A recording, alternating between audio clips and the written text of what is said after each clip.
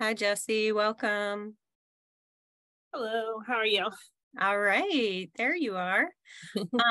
So welcome to our PhD committee. We may have one other member joining, Dr. Durham, who you know is out of the country, so her Wi-Fi might be a little bit spotty, but she was planning to come if she could. So I'm Dr. Lisa Pallett, advisor for the PhD program. I know we've emailed back and forth. Dr. Bull is here. Dr. Snyder, you want to reintroduce yourself to Jessi? Hi, Jessi. I'm Dr. Angela Snyder. I teach primarily in the doctoral program and work with doctoral students, but I teach the qualitative methods. Okay. All right. Dr. Dougherty needs no introduction, but good to see you, Jessi. It's nice that you're at this point. Give the princess wave. All right. Dr. Bull, do you want to tell us a little bit about Jessi and then she can get started? Jessi, I do have it set so that you'll be able to share screen once we're ready. All right, Dr. Bull. Yep. So everybody, this is Jessi Lamb. Many of you already know her. She is one of our doctoral students who wears so many hats. She's an educator. She served in so many really vital roles in the schools that she's been in, classroom teacher, staff developer, reading specialist. She is a current applicant for national board certification. So God bless you, Jessi, for doing all that, because that's almost as much as its dissertation. She keeps on continuing that education, which is so important. She's also a wife, a mom, and she's a National Guard Chief Master Sergeant. Jessi is just incredibly organized and forward thinking. She has consistently been on top of her revisions to both the proposal and the dissertation to really improve the focus and the clarity. And I think you'll see that, in this nice, beautiful final product that she's going to share with you today. And the title of her dissertation is Teacher Resilience and the Role of Wellbeing Practices and Self-Efficacy. So Jessi, I'm going to hand it over to you. Okay, thank you. Let me just take a second here. Pull this up. There we go. Try this the right size here. All right. Are you able to see the slideshow? Perfect. Thank you. All right. So yes, the title of my research was Teacher Resilience, the Role of Wellbeing Practices and Self-Efficacy. So I thought I'd start out by just sharing with you kind of my reason why for this research. So a lot of it stemmed from my personal experience. So as a staff development teacher, I was often in kind of two classrooms. It would be the brand new teachers and then teachers that have a lot more experience. And so when I was in some of these classrooms with teachers that have a lot more experience, I was noticing what I thought maybe was burnout in some of these teachers.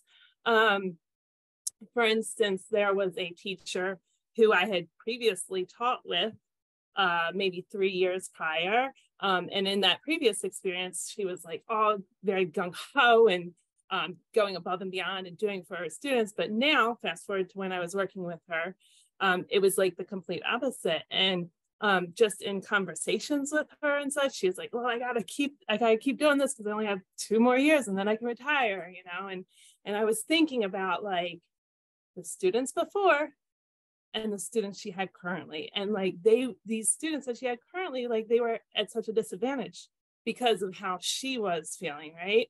And like I said, this wasn't just that one teacher. There was a handful of teachers that I felt kind of had burnout, if you will. And so that is what kind of led me to start to think about this as my topic of research that I wanted to pursue. And then at the same time, you may recall about 2 or 3 years ago, a lot of the school systems were rolling out information on social emotional learning for students, right? And so I was like, hold on a minute, we're doing this for our students, but we're not even providing this for our teachers, right? And then lo and behold, right at the same time, I came across Aguilar's book, onward. I don't know if you guys have seen this one, but it's cultivating emotional resilience for educators. And I was like, yes, that is exactly what I was thinking about, right? And so I kind of got into her book, and it was all happening around the same time. So that's kind of how I landed on the subject that I wanted to investigate more. And then I started digging into the research, and of course, trying to research about burnout. And what I was finding was the way that you can help mitigate burnout is through building teacher resilience. So how do you do that, right? And there was also this link between teacher resilience and teacher efficacy. And so as I was trying to research and find out ways that we could help these teachers, there was just so much out there. It was like, you can try this, you can try that, try this. And I was like, it's so overwhelming. There's so much out there. So I chose to focus in again on that like social emotional piece, well-being practices that teachers could implement in themselves and kind of do some self-improvement and hopefully increase that resilience level. So that's kind of why I landed where I did with my research. So my research was in the form of a survey, and the survey was an electronic survey that I shared with my personal social networks and then my social media networks, and it kind of just relied on that snowball effect. So the survey had 36 questions. It was released in November, and I closed it out in January, and I was able to get 202 respondents in that time period.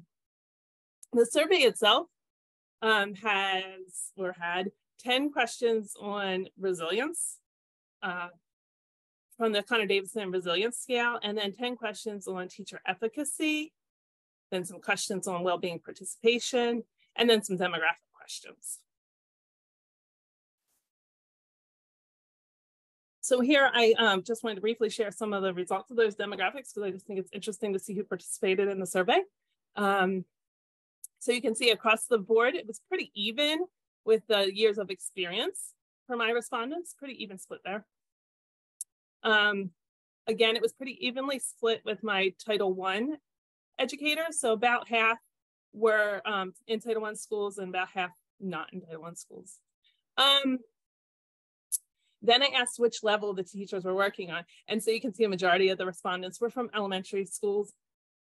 Excuse me, and that was probably due to the fact that, you know, it was my personal network and I am an elementary school teacher, but I was able to garner some responses from middle school and high school as well. And then I asked if the teacher was working in a public school or private school setting. And as you can see, majority of them were public school. And I did only have, I want to note, only 10 responses to private school because we're going to see that come up again in a little bit when I'm sharing my results. So I just want to make note of that for you. I asked where they were from, and you can see majority of them were from the Northeast area of the United States, but there's a smattering from across the country and even a few people from outside the country, which I thought was as is in our education world, the gender that most frequently filled out my survey were female, 15 males. And for the racial breakdown, it was all predominantly white and Caucasian, just a few from the other subgroups there. So now that we know a little bit about who answered my questions, I just wanted to go over what my actual research questions were. So I had 4 different research questions. The first question was, to what extent does regular participation in well-being practices relate to teacher efficacy?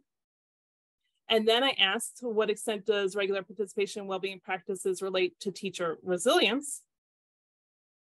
And to what extent does efficacy relate to teacher resilience? And then to what extent does regular participation in well-being practices mediate the relationship between teacher efficacy and teacher resilience? So kind of trying to look for that link, if you will, there. With these questions, my dependent variables were efficacy and resilience. And of course, this is self-reported levels of efficacy and resilience.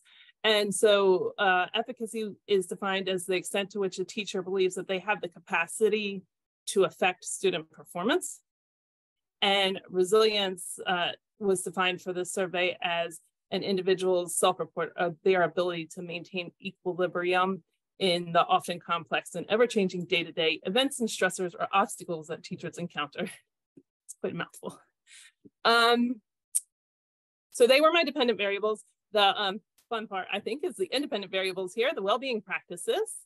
So I chose to focus in what I thought was perhaps like the more popular well-being practices that individuals might participate in.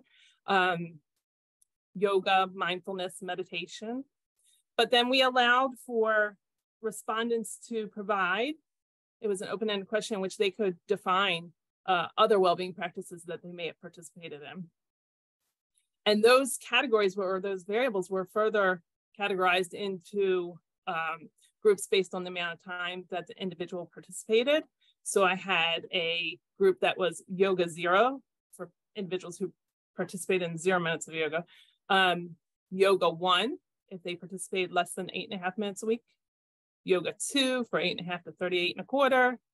And Yoga 3 for above 38.25 minutes per week.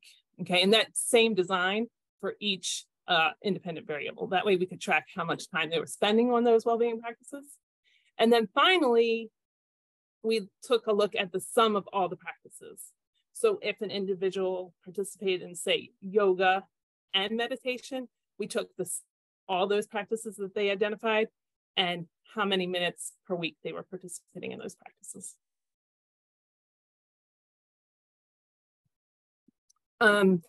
And as I said, those other well-being practices, the independent variable of other well-being practices was an open-ended question that I provided to my participants.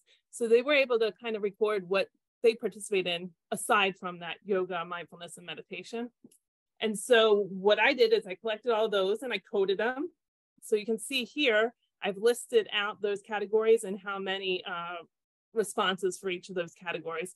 The most popular being exercise, just in general. And that kind of ranged from like a cardio type, like running or walking, to strength-based, like weightlifting, right? And so that was coded 68 times in my responses.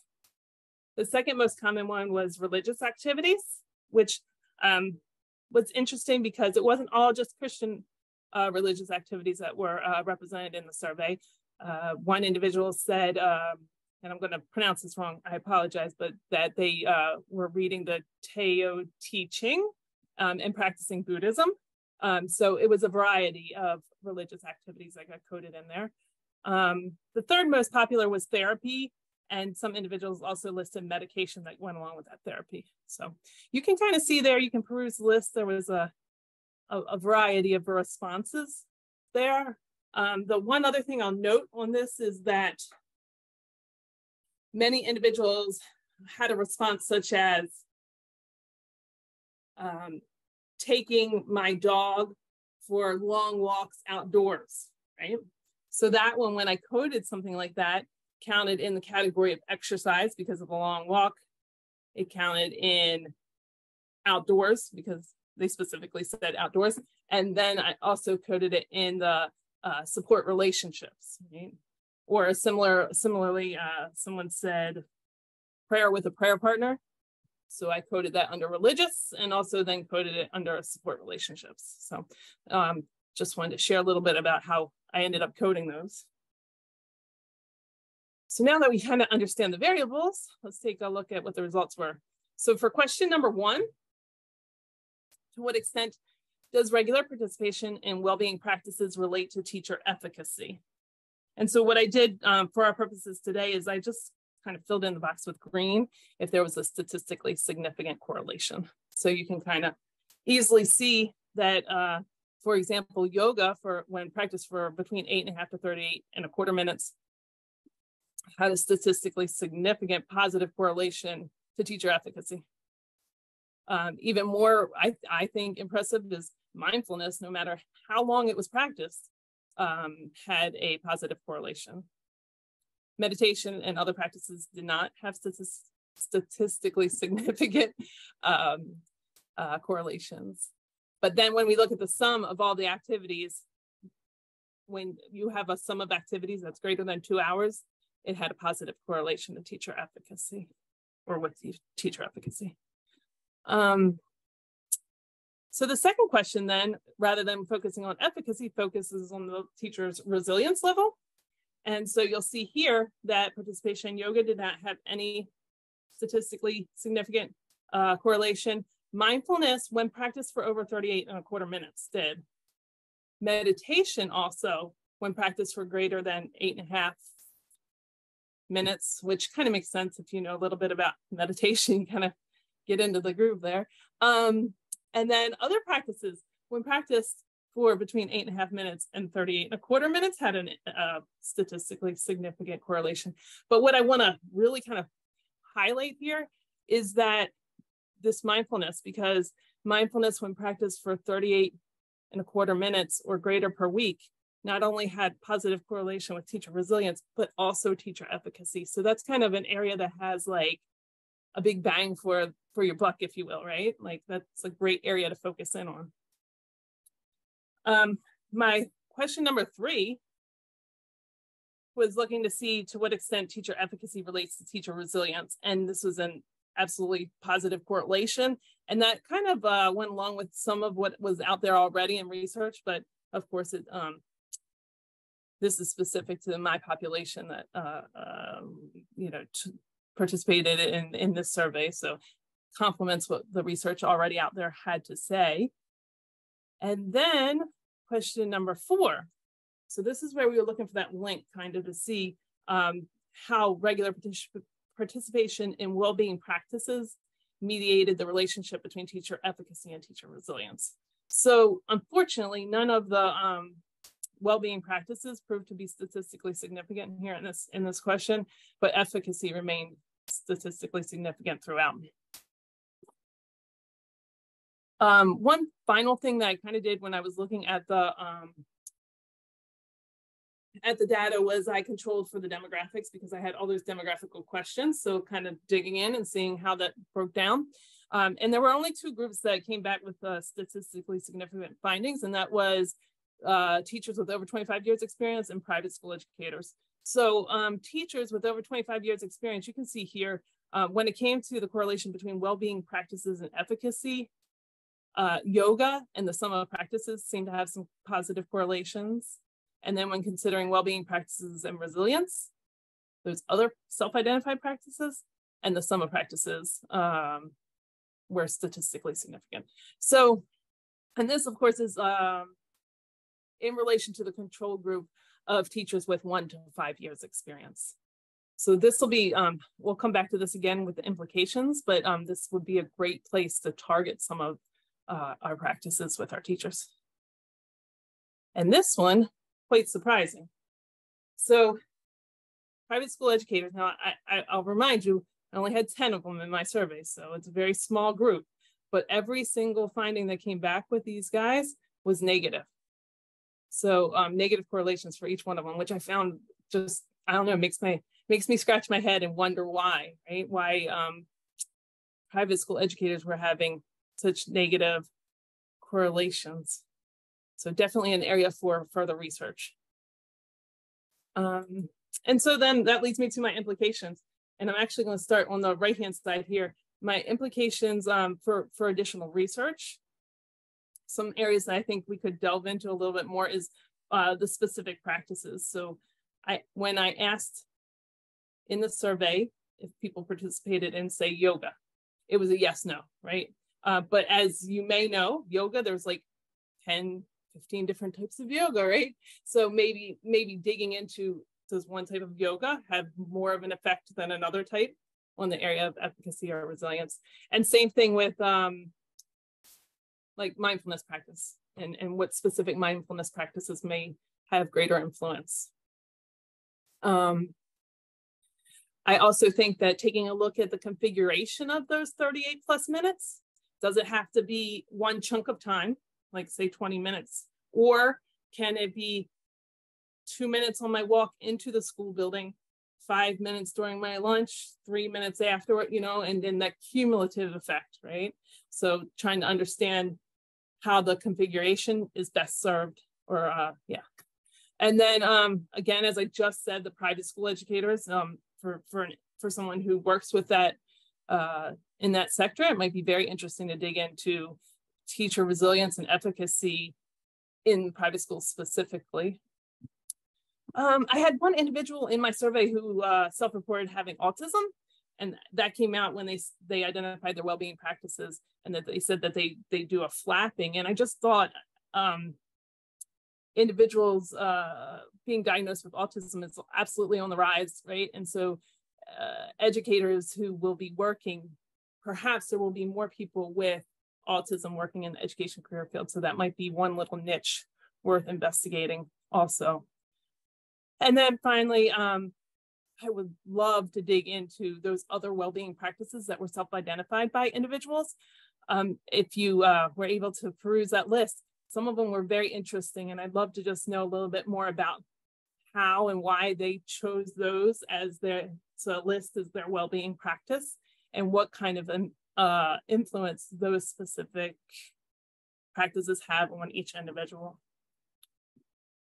But even more importantly, I think, is the implications for the schoolhouse, more immediate, I guess. I think that based on this research, we should be affording educators opportunities to learn and participate in well-being practices. I think that embedding them into professional development would be key. But I know that everyone is always vying for that professional development time because it's so limited. So school systems could consider who and how they'd like to roll out those opportunities by targeting those specific populations, such as those individuals with over 25 years experience. And then just for everyone, each one of us here and everyone working in education, to incorporate into our daily routine, less than maybe 10 minutes a day of mindfulness is going to have a very positive influence on your resilience and efficacy levels. So with that, hope you don't think it's a little too hokey, but I'm going to have us participate in a quick little mindfulness minute. This is one that I was introduced to me, and I actually use this all the time without even thinking about it. So that's why I wanted to share this particular practice with you. So if you would oblige me, if you would close your eyes for just a moment and go ahead and touch your thumb to your index finger and just feel that light pressure. Go ahead and move your thumb in a small circular motion on your finger and notice that sensation. Think about how your finger feels. And then go ahead and move your finger in a circular motion on your thumb and notice that sensation. Think about how your thumb feels. Reflect on how this little activity has influenced your emotional state right now in this moment. Go ahead and open your eyes if you haven't already. So that was kind of quick, but it's one little practice I find myself doing often. And I hope that, it's something that you will take with you as well. So with that, you have questions? All right, thank you, Jessi. Any questions? Dr. Doherty, Dr. Snyder?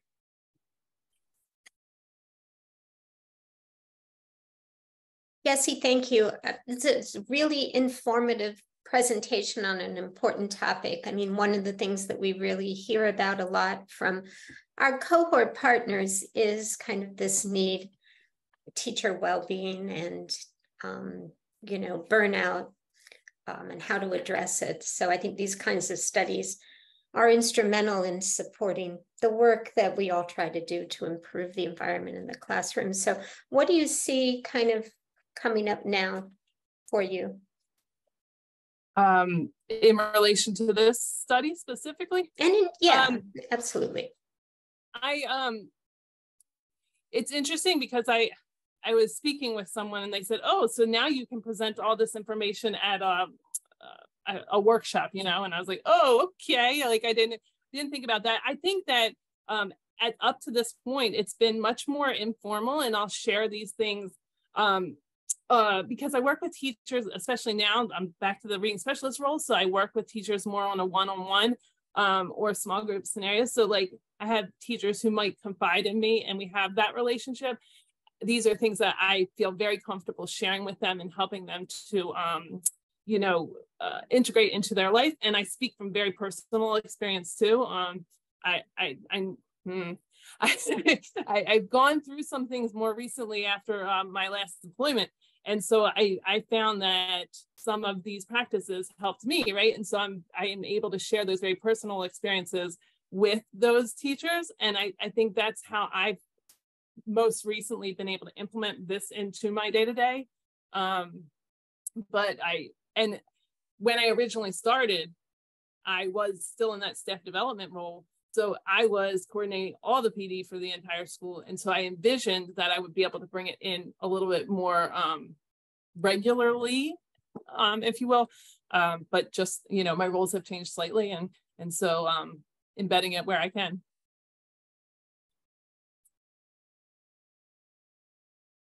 Thank you. I'd say, Jessi, I was particularly excited by the mindfulness exercises because that is something that I engage in personally, and I do it with my students at the start of every class.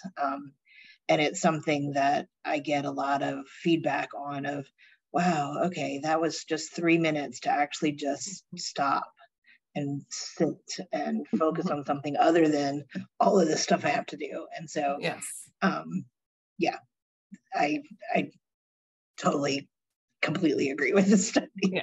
And that's I think that one of the important parts is reminding people that it's there almost, right? Because like when I did a presentation of this in Baltimore County when I was in my staff development role, and I was giving them very real examples of when you park that car in the parking spot in the morning and you go to walk in, rather than rushing in thinking about, oh, I got to copy this, copy that, like use your senses. Like that's one of the ways that you'll read in the books, right?